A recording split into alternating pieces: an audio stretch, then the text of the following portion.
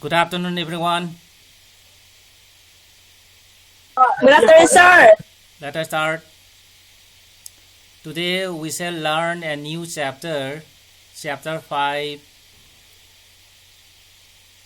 Minerals and Rocks of your NCERT textbook, Fundamentals of Physical Geography.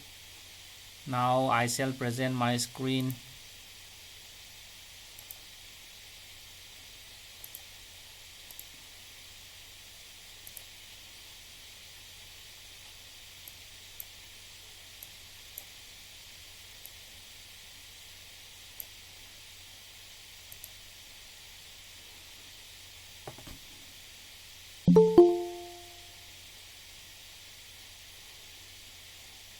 Okay, let me start.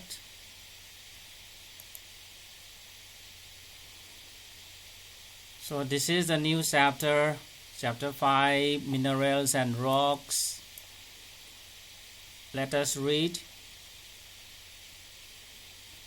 About 98% of the total crust of the earth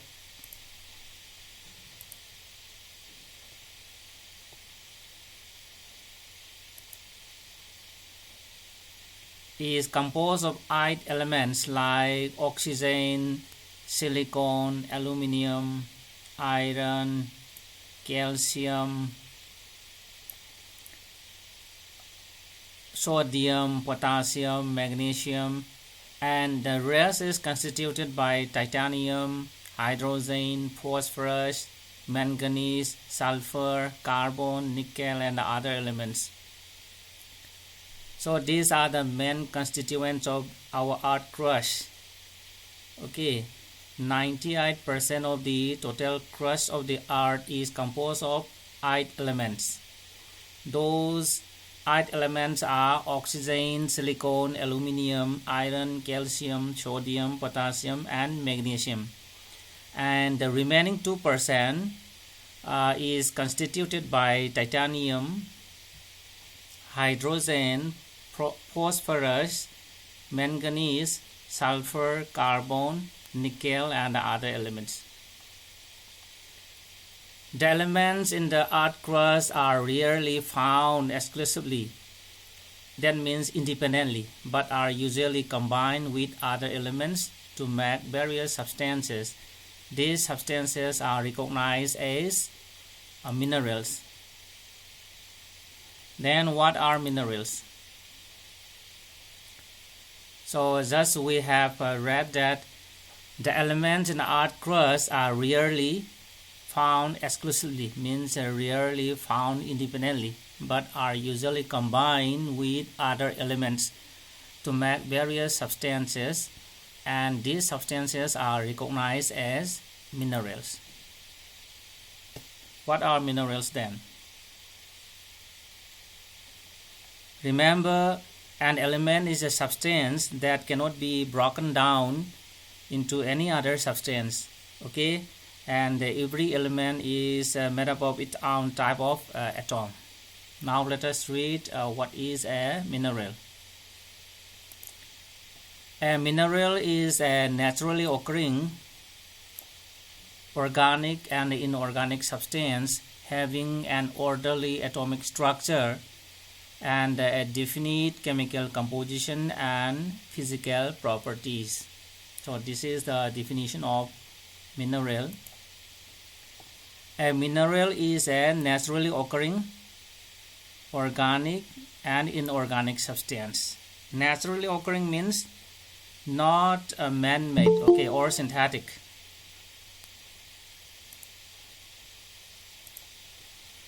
And it may be derived from living organisms or non-living organisms.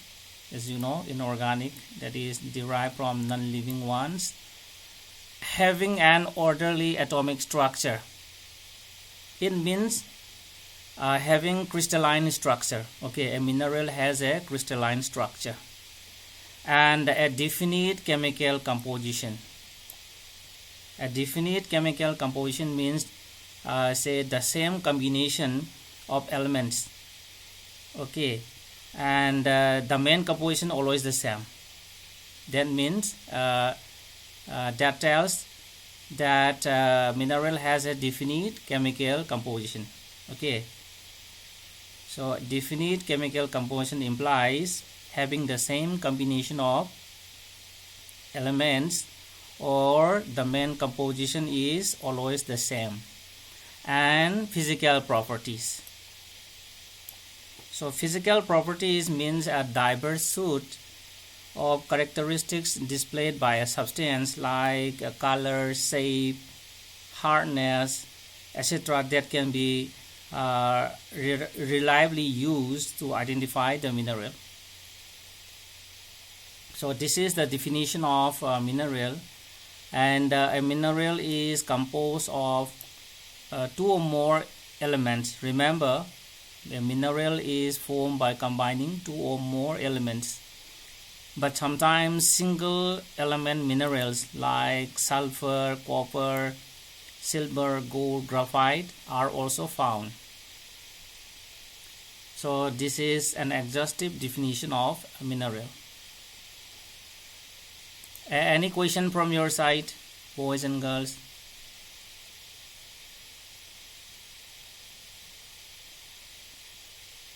Am I connected?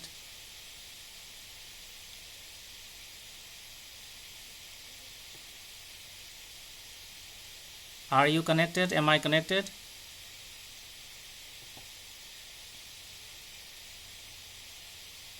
Yes, sir. Okay, do you hear me? Do you see my screen? Yes, sir. Okay, I thought that connection was lost. So let us proceed. There are at least 2,000 minerals that have been named and identified in the earth crust. Okay, there are at least 2,000 minerals that have been named and identified in the earth crust, but almost all the commonly occurring ones are related to 6 major groups that are known as major rock forming minerals. Okay, so we have learned that there are about 2,000 minerals in the crust identified and named, but almost all the commonly occurring ones are related to 6 major mineral groups, and these 6 major mineral groups are known as major rock forming minerals. Then what are the major rock forming minerals? So we have 6 major rock forming minerals. Those are amphibole, then feldspar, then mica, olivine, pyroxene, and quartz. So if you are reading all edition textbook, then you'll find a description of these 6 major rock forming minerals. But here in our latest edition book, it has been deleted. Okay, but I will show you these photographs of these 6 major rock forming minerals. So the first one is amphibole. Okay, this is amphibole.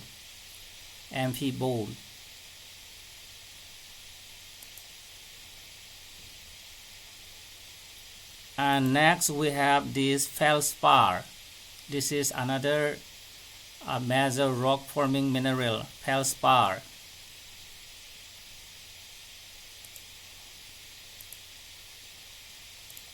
This is mica.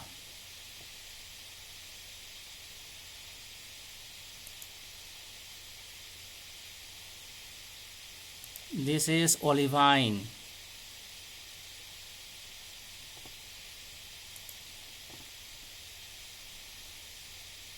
Then this is pyroxene.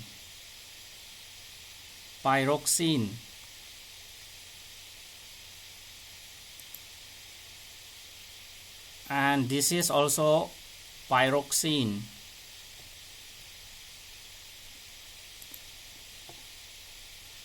Then this is quartz, a pure quartz. Okay, it is glass like, found in Tibet, collected from Tibet And we have one more photograph of these quartz.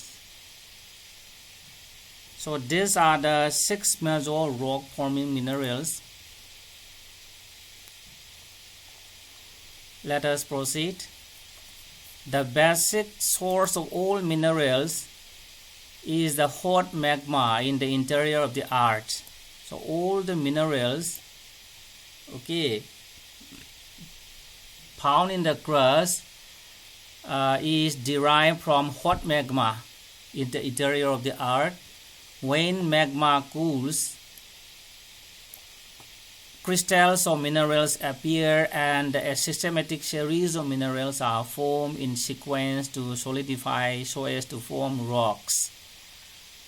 Minerals such as coal, petroleum, and natural gas are organic substances found in solid, liquid, and gaseous forms respectively.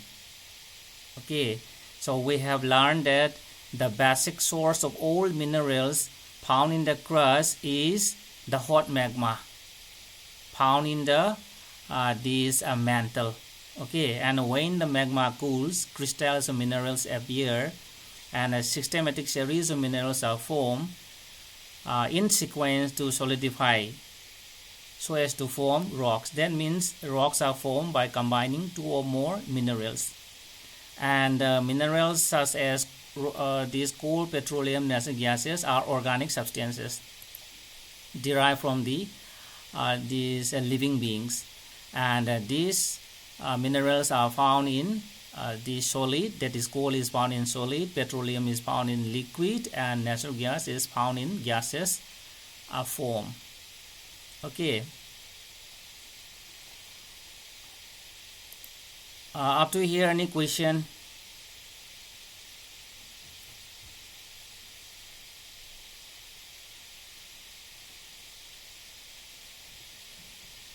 So you must remember that all the minerals are derived from magma.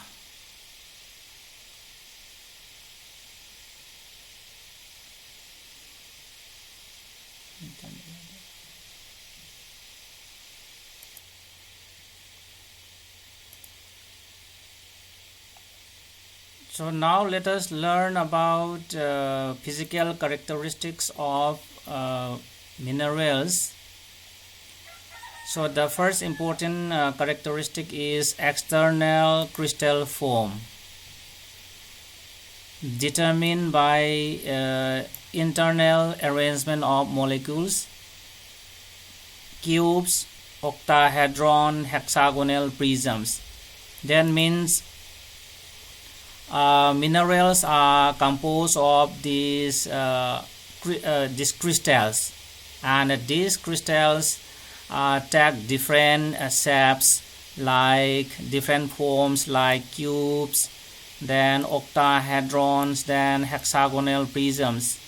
And so these different forms of crystal are determined by this internal arrangement of molecules. Okay, so let us see one diagram. See here, this diagram shows the different crystal forms of minerals. Say hexagonal prism, this one, then prismatic crystal, then rhombohedron, hexagonal pyramid, okay, then tetrahedron, then cube, okay, then tabular crystals, then octahedron. So these are the different crystal forms.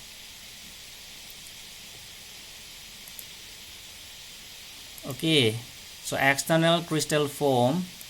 So external crystal form, that means the forms of crystals are determined by internal arrangement of molecules, and the different crystal forms are cubes, octahedrons, hexagonal prisms, etc. Okay. Next we have cleavage. What do you mean by cleavage? Tendency to break in given directions, producing relatively plain surfaces, result of internal arrangement of molecules may cleave in one or more directions and at any angle to each other. So cleavage means tendency to break in given directions, producing relatively plane surfaces, and these may be the result of the internal arrangement of the molecules. And one mineral may cleave in one or more directions and at any angle to each other. So let us see this diagram. So these are the different types of this cleavage pattern, common cleavage pattern. Okay, and see, I will show you one more diagram.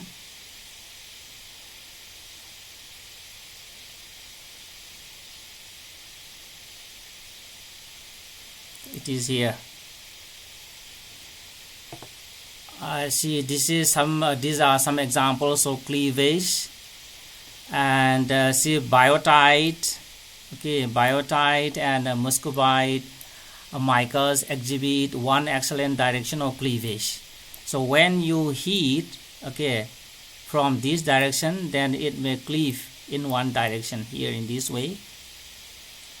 Then another example of cleavage, that is orthoclase and plagioclase feldspar, exhibit two good directions of cleavage at approximately 90 degrees from each other. See, if you heat from here, then it will cleave downward, and if you heat from this side also, it may break horizontally. So in two directions, in two good directions. Then this is about hornblende. It is a type of amphibole and has two good directions of cleavage at 124 degrees from each other. See, when you heat from above, at 124 degrees, then it may cleave in this direction, and if you heat from this side, again it may cleave here. Likewise, we have galena, and galena has three good directions of cleavage, that form two 90-degree angles. If you heat from above, then it may cleave in this direction, and if you heat from this side, it may cleave in this direction, and if you heat from this side, it may cleave in this direction. And likewise, this is for calcite, as I see it, calcite, and this is for this fluorite. So in this way, so cleavage means a tendency to break in given directions, producing relatively plane surfaces. And so cleavage is the result of internal arrangement of molecules, and one mineral may cleave in one or more directions and at any angle, maybe right angle, maybe 124 degrees, as I have shown you earlier. Then we have fracture. So fracture here, this is because of internal molecular arrangement so complex there are no planes of molecules. In case of fracture, the internal molecular arrangement is so complex that there are no planes of molecules, and the crystals will break in irregular manner and not along the planes of cleavage. In case of cleavage, then it is broken in a plane surface. But however, in case of fracture, there is no plane surface, and this mineral may break in an irregular manner, not along the planes of cleavage. This is because the internal molecular arrangement is very, very complex in some minerals. So let me show you one mineral, and here. So in this type of mineral, arrangement is so complex. The internal molecular arrangement is so complex that there is no this cleavage in this type of mineral. If you hit by hammer, so it may break in any direction in irregular form. Okay, it will break in irregular forms. That is called a fracture. That is, the crystals will break in an irregular manner, not along planes of cleavage. Next we have luster. Okay, so appearance of a material without regard to color. Each mineral has a distinctive luster like metallic, silky, glossy, etc. So luster means the way a mineral reflects the light. Okay, luster means the way a mineral reflects light. So it means appearance of a mineral without regard to the color. So each mineral has a distinctive luster, means the brightness. Okay, like say for example metallic, then silky, glossy. So these are the different ways of expressing the luster of these minerals. Okay, so let me show you one diagram.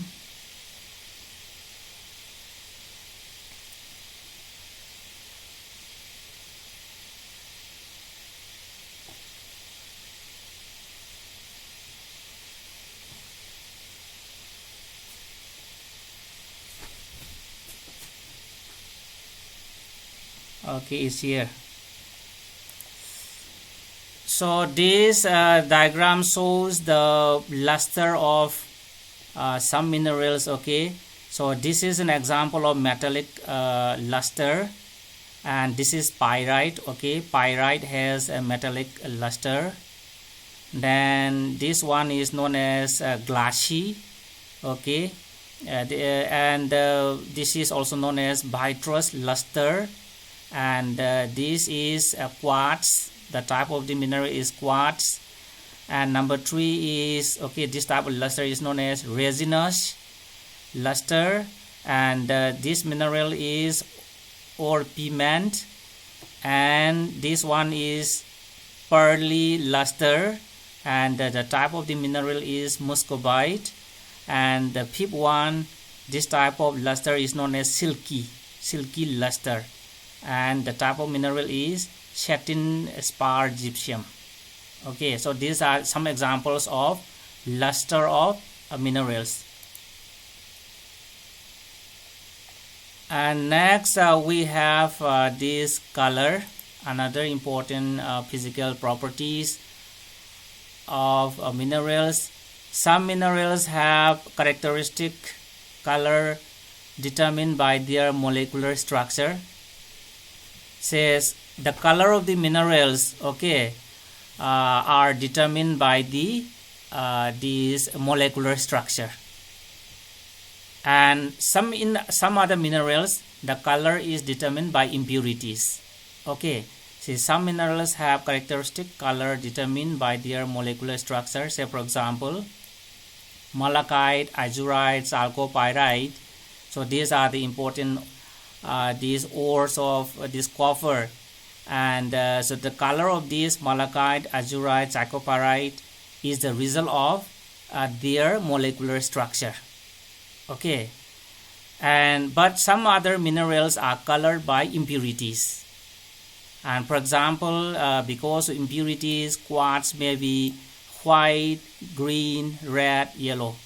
Actually, the pure quartz, okay, it looks like glass, but if it contains impurities, the color may be white, green, red, yellow. Okay, so let us see a photograph of this malachite, azurite, chalcopyrite. Okay, so these are the major copper minerals. Malachite is here, azurite is here, chalcopyrite is here. The color of all these minerals are because of the this molecular structure, because of their molecular structure.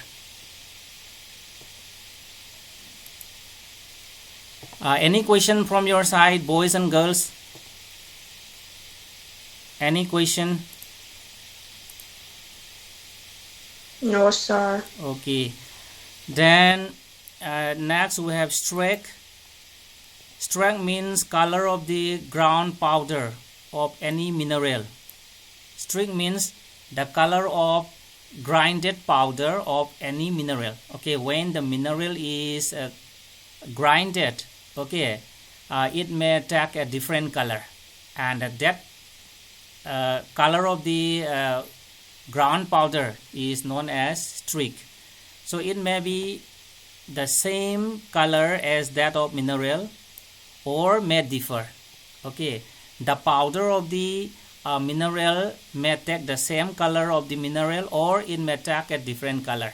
So for example, malachite is green and gives green streak. Just now we have seen a photograph of malachite, and the color of malachite is green, and when we grind malachite into powder, it gives green color. Okay, green streak.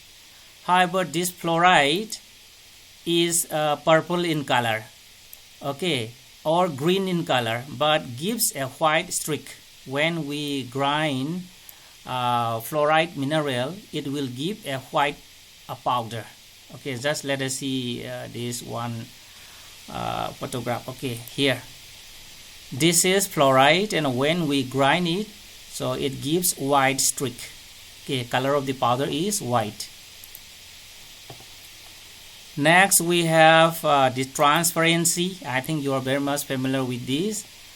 And transparent, you know, light rays pass through so that the object can be seen plainly. Translucent, that means light rays pass through but will get diffused so that the objects cannot be seen. And opaque, that light cannot be passed at all. Okay, so I think this one you are very much familiar is here. This is say an example of this diagram showing this transparent, that all the rays are passing through. This is called transparent. We have example of glass, and here the second one is about translucent. Here in this case the rays are diffuse here. Not all the rays are passing through it. Some of the rays are passing through it and diffuse, scattered. And here we have these tinted glasses, okay, colored glasses. Then the third one is opaque and no light passes through. The rays of the light are not passing through, and say we have cartels, for example. Okay, so some of the minerals also may say have these properties. Okay, some mineral may be say transparent, some mineral may be translucent, and some mineral may be opaque. And next we have this structure. So structure here, particular arrangement of the individual crystals. Okay, structure means particular arrangement of individual crystals, and the size of the crystal may be fine, medium, or coarse grain. Fine means small, medium means middle, okay, and coarse means big grain. The size of the crystal may be very small or medium size or a big size. And sometimes the crystal structure, the structure may be fibrous, okay, and say this fibrous also may be separable, divergent, or radiating. So let me show you one photograph of, okay, see, this is a fibrous. The nature of this mineral is fibrous. I think you are seeing fibers. And this is tremolite, okay, a type of amphibole. Okay, it shows a fibrous structure. And here we have one more, this one here, this is asbestos, okay, and it is also has a fibrous structure. Next we have this hardness. So hardness means a relative resistance being scattered, scratched, sorry. Hardness means a relative resistance being scratched. So here we have these 10 minerals. Okay, 10 minerals are selected to measure the degree of hardness from 1 to 10, and these minerals are given here, okay, say talc, gypsum, and so I will show you this one diagram here, okay. So this is known as Moho scale or Moho's hardness scale. Okay, the softest one is talc. Second, we have gypsum. Then third, we have calcite, and between gypsum and calcite, we have fingernail 2.5. Okay. Then fourth, we have fluorite, and between calcite and fluorite, we have copper coin. Then fifth, we have apatite, and sixth, we have feldspar. And between these 5 and 6, we have knife and a glass. And then 7, we have quartz. And between 6 and 7, we have steel. And number 8, we have topaz. Number 9, we have corundum. And number 10, we have diamond. This is the hardest substance. Okay, see here, increasing hardness. And this is known as hardness scale or Moho's hardness scale. Okay, and see here, it is all these are given here, and here compared to this fingernail 2.5, then glass or knife blade, this 5.5. okay, this knife glass 5.5, fingernail 2.5. Next we have specific gravity. So this is the ratio. Specific gravity is the ratio between the weight of a given object and the weight of an equal volume of water. Okay, so specific gravity tells the relative density of the mineral, and specific gravity is the ratio between the weight of a given object and weight of an equal volume of water. Just see, okay, here this is a container, okay, this with water, and here this is water, and if we say let us put a potato here, and specific gravity is the weight, is the ratio between the weight of this potato and the volume of water that is displaced. Okay, weight of the volume water that is displaced by this potato. Okay, let me repeat. Specific gravity is the weight ratio between the weight of this substance, for example potato, and the weight of the volume of water that is displaced by this potato. That is what we call specific gravity, and specific gravity tells the relative density. And here, okay, this gravity, specific gravity G, let me define you again, is the ratio between the weight of a substance and the weight of an equal volume of water at 4 degrees Celsius. Okay, that means thus a mineral with a specific gravity of 2 weighs twice as much as the same of volume of water. And since this is a ratio, specific gravity is a ratio, okay, and it has no units. And here the formula is given here: object weight in the air and then weight in water, and divide the weight in the air by difference of 2 weights. Okay, so object weight in the air and then weight in water, and divide the weight in the air by the difference of the 2. So the weight of the object in the air is to be divided by the difference of the 2 weights, right? So here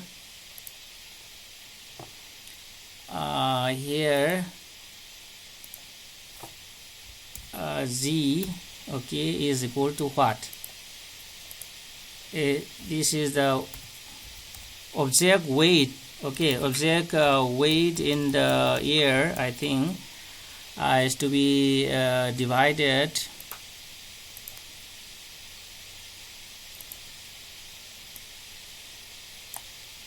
so what is the formula given here? Object, there is a weight in the air to be divided by difference of the 2 weight, to be divided by this weight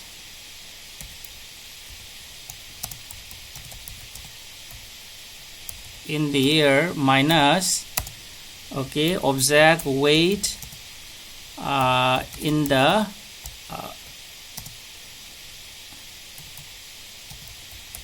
water.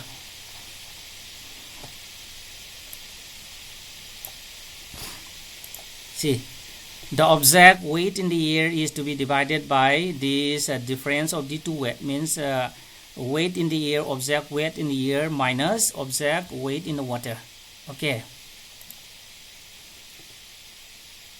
And the last one, see, metallic minerals. Okay, metallic minerals, actually minerals can be divided into this metallic and this non-metallic. I think you are very much familiar with this. You have learned in class 10 also.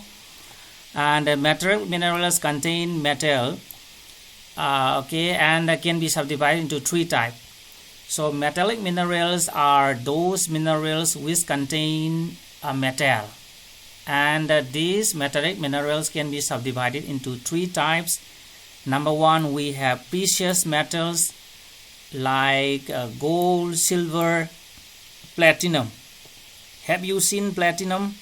You know, platinum is more precious than gold. Okay, so here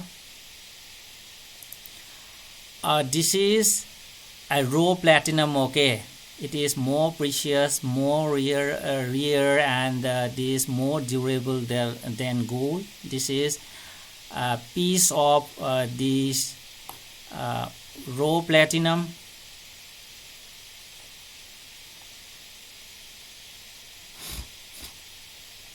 And I think this silver and the gold, you are very much familiar with it. This is gold nugget. I think you have already seen gold. And this is okay. Then here we have the silver, raw silver. Okay. Then number two, we have ferrous metals, means these containing iron. Okay, iron and the other metals often mix with iron to form various kinds of steel.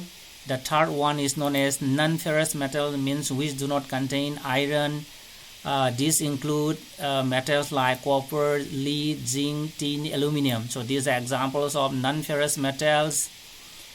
And we have the second type of mineral known as non-metallic minerals, and that means which do not contain metal content. Okay, here minerals which do not contain metal. Example: sulfur, phosphates and nitrates. Sulfur, phosphates and nitrates are examples of non-metallic minerals. So these are some examples.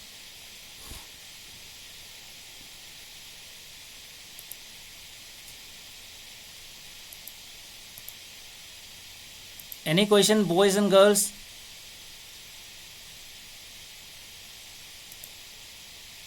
No, sir. Okay, then let us stop here for today. Don't forget to send your names in the WhatsApp group for attendance. Thank you very much for joining my class.